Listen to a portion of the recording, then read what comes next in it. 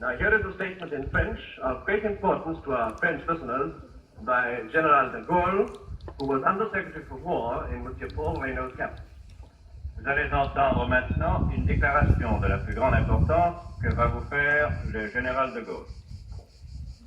Le gouvernement français, après avoir demandé l'armistice, connaît maintenant les conditions dictées par l'ennemi.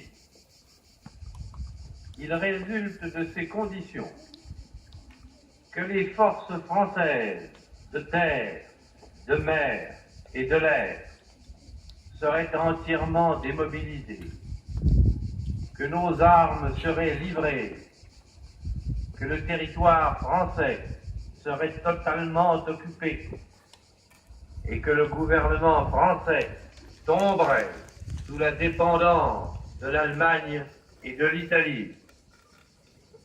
On peut donc dire que cet armistice serait non seulement une capitulation, mais encore un asservissement. Or, beaucoup de Français n'acceptent pas la capitulation ni la servitude pour des raisons qui s'appellent l'honneur, le bon sens, l'intérêt supérieur de la patrie. Je dis l'honneur, car la France s'est engagée à ne déposer les armes que d'accord avec ses alliés. Tant que ses alliés continuent la guerre, son gouvernement n'a pas le droit de se rendre à l'ennemi. Le gouvernement polonais, le gouvernement norvégien, le gouvernement hollandais, le gouvernement belge, le gouvernement luxembourgeois, quoique chassés de leur territoire, ont compris ainsi leur devoir.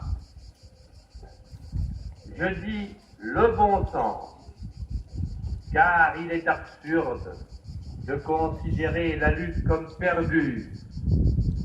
Oui, nous avons subi une grande défaite, un système militaire mauvais, les fautes commises dans la conduite des opérations, l'esprit d'abandon du gouvernement pendant ces derniers combats nous ont fait perdre la bataille de France.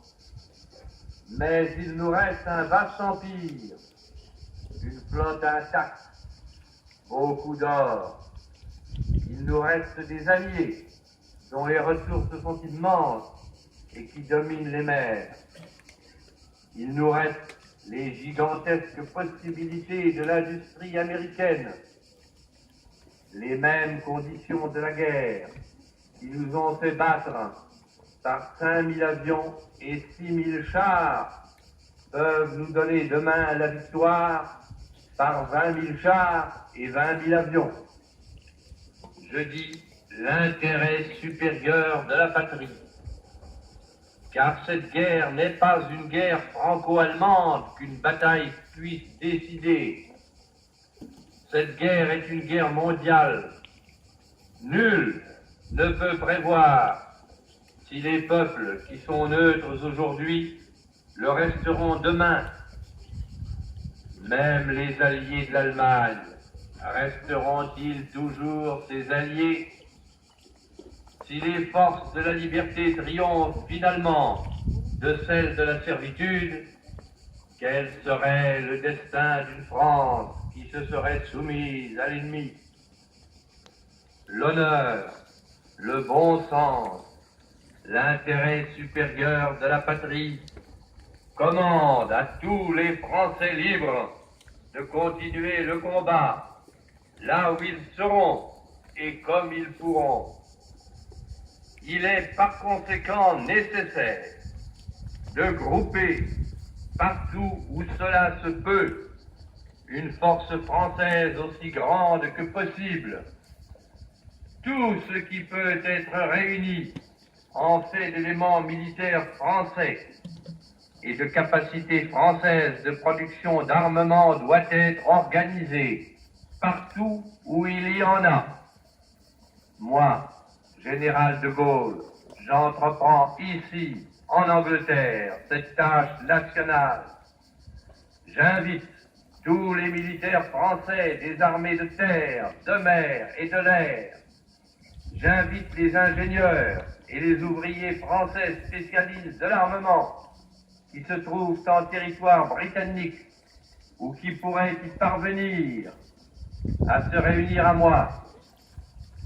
J'invite les chefs, les soldats, les marins, les aviateurs des forces françaises de terre, de mer, de l'air, où qu'ils se trouvent actuellement, à se mettre en rapport avec moi. J'invite tous les Français qui veulent rester libres à m'écouter et à me suivre. Vive la France, libre, dans l'honneur et dans l'indépendance. Aplausos.